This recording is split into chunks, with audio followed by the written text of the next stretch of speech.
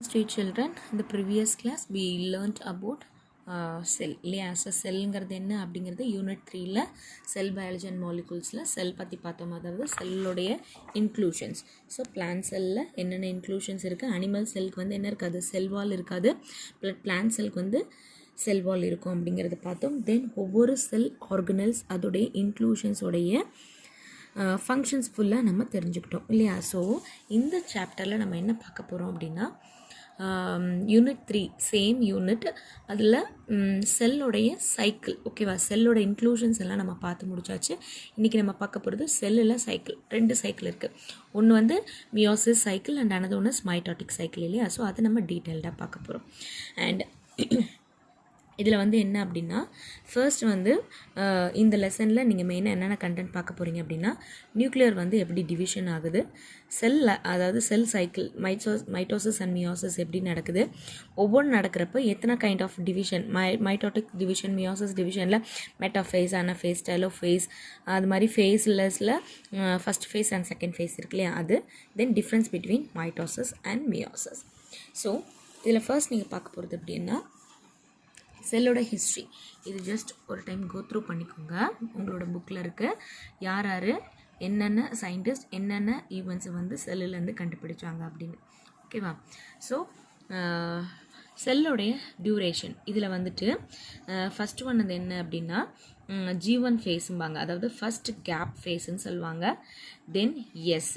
ஓகேவா, எஸ்ங்கிறது nothing but DNA வந்து எப்படி ரெப்ளிகேட் ஆகுது, எத்தனை ஹவர்ஸில் ரெப்ளிகேட் ஆகுது அப்படின்னு. G2 phases nothing but second gap ஃபேஸ்ன்னு சொல்லுவாங்க. தென் எம் அப்படிங்கிறது வந்து மைட்டாட்டிக் டிவிஷன். ஓகேவா. ஸோ ஒரு செல்லில் ஒவ்வொரு ஆர்கனலும் எவ்வளோ டியூரேஷனை எடுத்து மல்டிப்ளை பண்ணுது அப்படிங்கிறது. G1 ஃபேஸில் அந்த டைம் டியூரேஷன் எவ்வளோ எடுக்குது, 11 ஹவர்ஸ் எடுக்குது. டிஎன்ஏ மட்டும், எஸ்ங்கிறது என்னது டிஎன்ஏ, ஸோ அந்த டிஎன்ஏ மட்டும் 8 ஹவர்ஸ் தன்னுடைய மல்டிப்ளிகேஷனை முடிக்குது. தென் G2 ஃபேஸ் வந்து மியோசிஸ் டிவிஷன்லேயும் அண்ட் இது செகண்ட் கேப் டிவிஷனில் 4 ஹவர்ஸையும், மைட்டோசிஸ் மியோசிஸ் டிவிஷனில் 1 ஹவரும் நடக்குது. ஓகேவா. அண்ட் இது பார்த்துக்கோங்க, இது வந்து ஒரு அப்ராக்சிமேட்டாக ஒரு செல்லுடைய லைஃப் சைக்கிள். ஓகேவா. ஸோ இந்த செல் சைக்கிளில் பார்த்தீங்க அப்படின்னா எஸ்ங்கிறது என்னது டிஎன்ஏ ரெப்ளிகேஷன், அது எத்தனை ஹவர்ஸ், 8 ஹவர்ஸும். செல்லுடைய மற்ற இன்க்ளூஷன்ஸ். ஓகேவா. ஸோ அதெல்லாம் 4 ஹவர்ஸும். எம்ங்கிறது நான் already told you mitosis and meiosis division. அதில் ஃபஸ்ட் என்னென்ன ஃபேஸஸ் வரும், prophase, metaphase, anaphase, telophase and cytokinesis. Cytokinesis தான் வந்து G1, அதாவது செல்லுடைய க்ரோத்துக்கு போகுது. ஓகேவா. ஸோ இதில் நீங்கள் பார்க்க போகிறதுல ஒவ்வொன்றிலையும் இந்த பாருங்கள் 2C, தென் G2 ஃபேஸில் வந்து 4C அப்படின்னு வரும். ஸோ இந்த சிங்கிறது என்ன அப்படின்னா இட்ஸ் அ வேல்யூ. ஓகேவா. பிக்கோகிராமில் டிஎன்ஏ வந்து ஹாப்ளாய்ட் நியூக்ளியஸ் எவ்வளோ வச்சுருக்குங்கிறதோட வேல்யூவை தான் சின்னு சொல்லுவாங்க. ஓகேவா. The first one is G1 phase. So இது வந்து ஃபஸ்ட் கேப் ஃபேஸ்ன்னு சொல்லுவாங்க, 2C amount of DNA. So இதில் வந்து எப்படி இருக்குன்னா மெட்டபாலிக்காக அந்த செல் வந்து ரொம்ப ஆக்டிவாகவும் அண்ட் இட் ப்ரொடியூஸ் நிறைய molecules like proteins, lipids, carbohydrate, செல் ஆர்கனல்ஸ், இது எல்லாத்தையும் மைட்டோகாண்ட்ரியா இது எல்லாத்தையும் அது ரெப்ளிகேட் பண்ணும். ஓகேவா. ஸோ இதில் மெயினாக பார்த்தீங்க அப்படின்னா இது வந்து G0 ஸ்டேட்டுன்னு சொல்லுவாங்க. அதாவது இங்கே மெட்டபாலிக்காக வந்து அது என்ன ஆகும்னா ஆக்டிவாக ப்ளாரிஃபிலேஷன் நடக்கும். ஓகேவா, டிவிஷன் நடக்கும். தென் ஆல்சோ அங்கே வந்து எந்த ஒரு ஸ்டேஜஸும் நடக்காது. ஓகேவா. பிகாஸ் அந்த ரெஸ்ட்ரிக்ஷன் பாயிண்ட்னு ஒன்று இருக்கு இல்லையா. ஸோ இதுதான் வந்து செக் பாயிண்ட்ஸ்ன்னு சொல்லுவாங்க. இது வந்து என்ன பண்ணுறோம் அப்படின்னா மல்டிப்ளிகேஷன் நடந்தாலும் ப்ளாரிஃபிலேஷன் நடந்தாலும் அங்கே இருக்கிற க்ரோத்தை வந்து என்ன பண்ணும், கண்ட்ரோல் பண்ணிகிட்டே வரும். ஓகேவா. அண்ட் அடுத்தது G0 ஃபேஸ்ன்னு சொல்லுவாங்க. ஸோ இது வந்து என்னன்னு சொல்லுவாங்கன்னா G1 வந்து எக்ஸிஸ்ட் ஆகிட்டு குவேஷன் டர்ன்னு சொல்லுவாங்க இது. ஓகேவா. 0னா குவேஷன் டர்ன் உங்களுக்கு தெரியும். ஸோ இந்த ஃபேஸை வந்து என்னன்னு சொல்லுவாங்கன்னா G1 ஃபேஸ் எக்ஸிட் ஆகிட்டு G2 ஃபேஸ் வரும். ஓகேவா. ஸோ அதனால இது என்னன்னு சொல்லுவாங்க அப்படின்னா G0 ஃபேஸ்ன்னு சொல்லுவாங்க. ஓகேவா.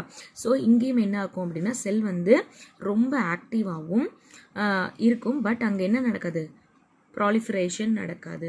ப்ராலிஃபிகரேஷன் means nothing but multiplication of cell growth. ஓகேவா. ஸோ செல் க்ரோத் அங்கே நடக்காது. ஸோ G0 ஃபேஸில் வந்துட்டு என்ன ஆகுது, cell ceases growth with reduced rate of RNA and protein synthesis. So DNA வந்து இந்த இடத்துல எல்லாமே முடிஞ்சதுனால இங்கே ரிமைனிங் இருக்கும் இல்லையா, RNA ப்ரோட்டீன் சிந்தசிஸ் எல்லாமே இந்த இடத்துல நடக்கும். ஓகேவா. ஸோ இது வந்து பெர்மனண்ட்டான ஃபேஸ் கிடையாது. G0 phase is not a permanent phase. And இது வந்து எப்படி இருக்கும் அப்படின்னா ஆர்என்ஏவும் ப்ரோட்டீன் சிந்தசிஸையும் கொண்டு வரதுக்கான ஒரு stage. And next to that is S ஃபேஸ்ன்னு சொல்லுவாங்க. இதை சிந்தசிஸ் ஃபேஸ்ன்னு சொல்லுவாங்க. இங்கே தான் என்ன சிந்தசிஸ் ஆகும்? Main part DNA. ஓகேவா? ஸோ டிஎன்ஏ வந்து சிந்தசைஸ் ஆவாங்க. ஸோ செல் வந்து எப்பயுமே எப்படி ரெப்ளிகேட் ஆகும் அப்படின்னா டிஎன்ஏ வந்து அதில் அக்கர் ஆகிறப்ப தான். ஸோ அது வந்து ஹிஸ்டோன்ஸ்னு சொல்லுவோம். ஸோ இந்த இடத்துல என்ன ஆகுது? டிஎன்ஏ வந்து சிந்தசைஸ் ஆகுது. எஸ் ஃபேஸ்ன்னு சொல்லி காமிச்சிட்டாங்க பாருங்கள். S phase is nothing but synthesis phase where DNA get replication. அதோட ஹவர்ஸ், டியூரேஷன் ஹவர்ஸ் எவ்வளோ? 8 hours. So don't forget it. இதெல்லாம் ரொம்ப இம்பார்ட்டண்ட். அடுத்தது G2 phase, the second gap phase. So இந்த கேப்பில் வந்து என்ன சியா வருது? 4 சியா வருது. ஓகேவா? ஸோ ஃபஸ்ட்டு G1 ஸ்பேஸில் 2 சியாவும் G2 ஃபேஸில் 4 சியாவும் மாறுது. ஓகேவா? அப்போ நம்ம அது என்ன சொல்கிறோம்? மியாட்டிஸ். ஓகேவா? மைட்டோசிஸ் டிவிஷன்னு சொல்லுவோம். ஏன் அப்படின்னா அங்கே 2 டிப்ளாய்டு நியூக்ளியஸ் அங்கே ஃபார்ம் ஆக ஆரம்பிக்கும். ஸோ அதனால் என்னது?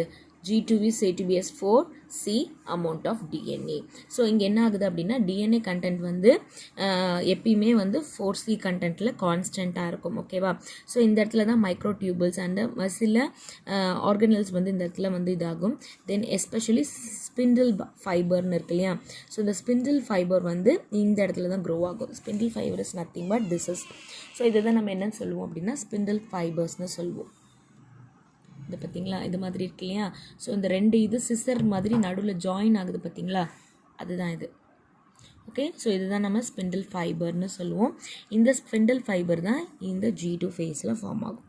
ஓகேவா? இப்போ நம்ம டேரெக்டாக செல் டிவிஷனுக்குள்ளே போகலாம். அண்ட் பிஃபோர் தட் G2 பீரியடில் வந்துட்டு ப்ரோட்டீன் சிந்தசைஸ் ஆகும்.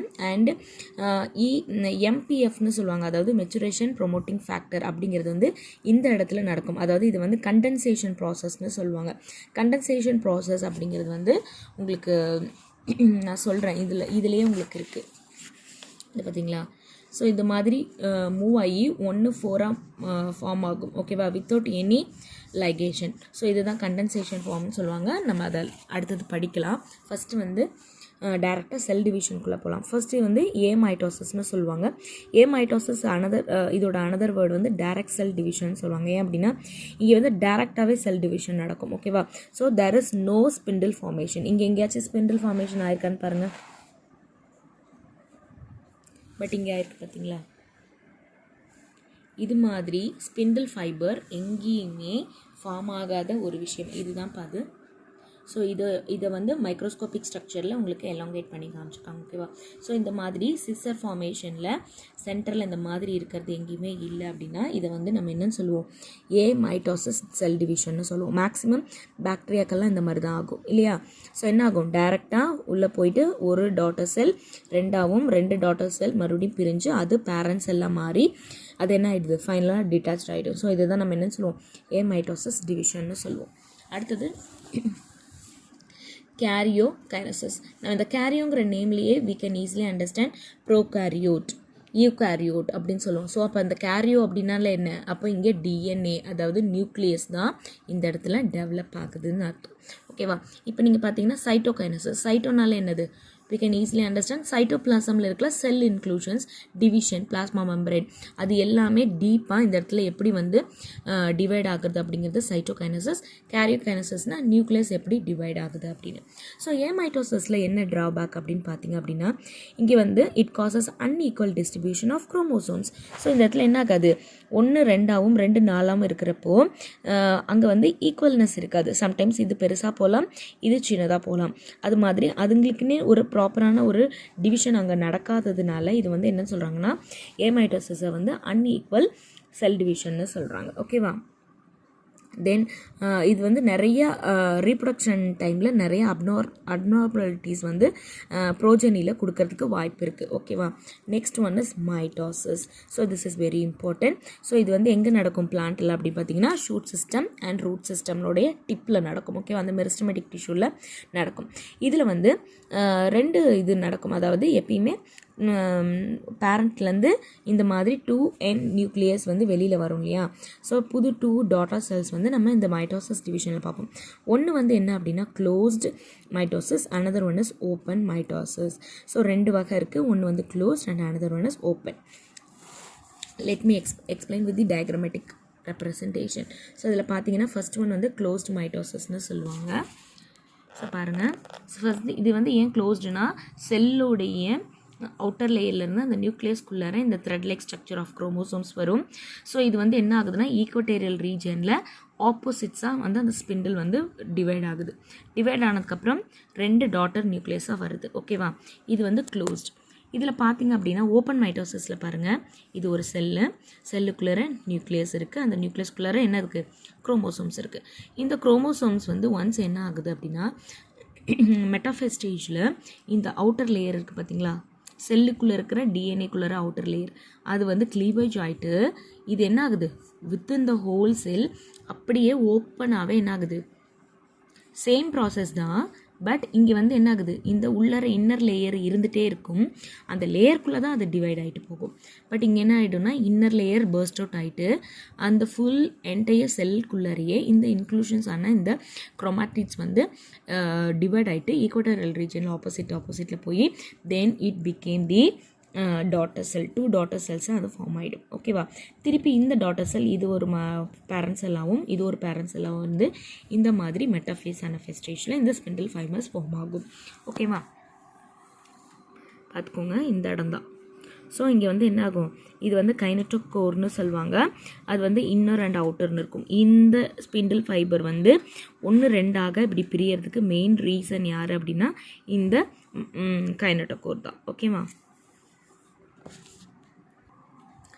நெக்ஸ்ட் வந்து மைட்டோசிஸ் டிவிஷன். மைட்டோசிஸ் டிவிஷன் எப்படி நடக்குதுன்னு பாருங்கள்.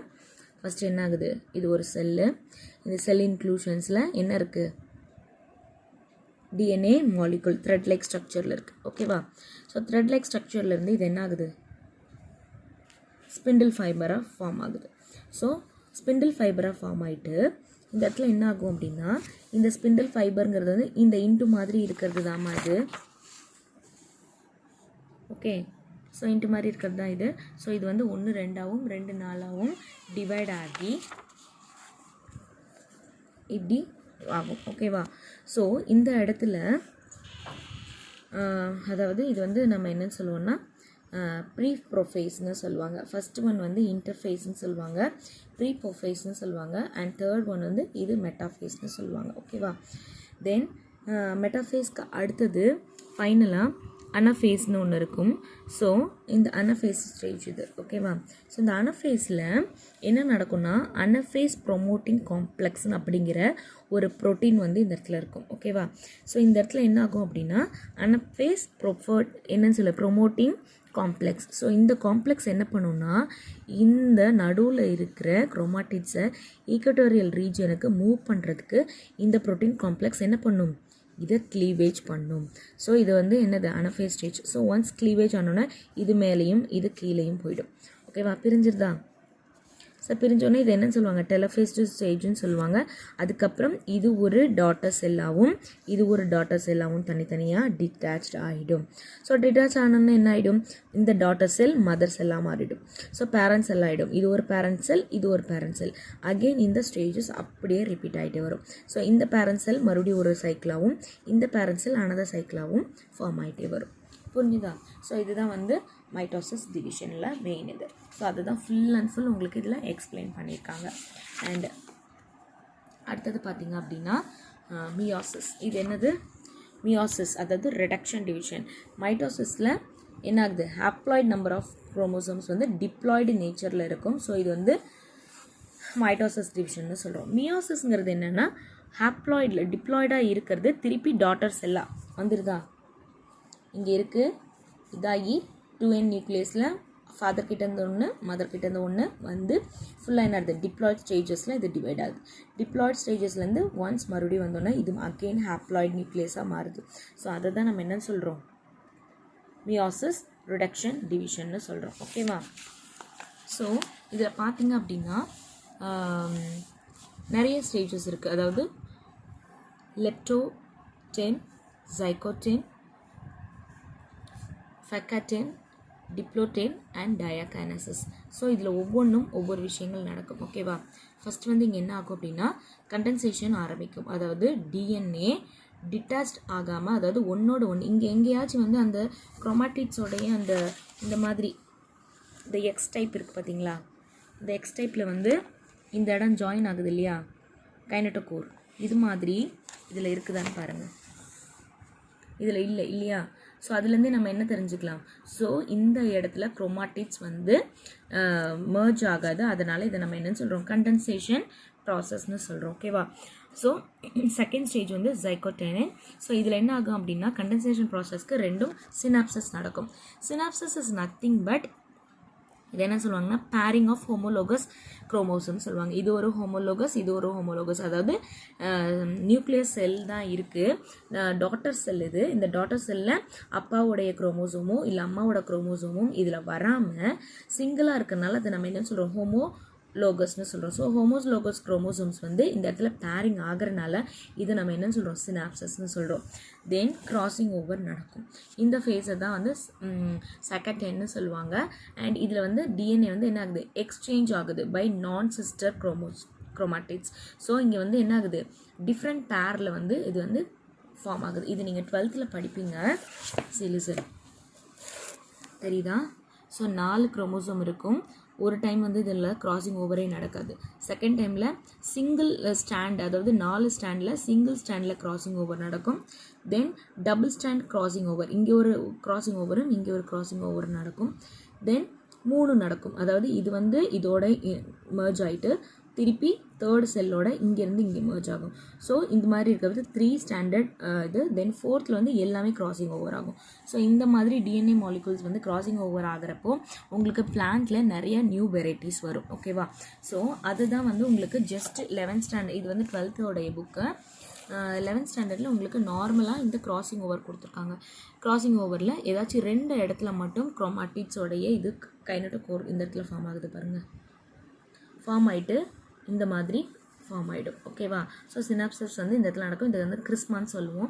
ஸோ இந்த செஸ்மான்னு சொல்லுவோம். இது வந்து விசிபிளாக இருக்கும். இது எல்லாமே மைக்ரோஸ்கோப்பில் நீங்கள் பார்க்கலாம். தென் ஃபைனலாக இந்த மாதிரி ப்ரோஃபேஸ் வந்து எண்ட் ஆகும். அதாவது நியூக்ளியர் மெம்பரைன் வந்து இந்த இடத்துல ஃபார்ம் ஆகிட்டு டிஸ்இன்டகிரேட் ஆகுது. இங்கே எங்கேயுமே ஜாயின் ஆகலை. தெரியுதா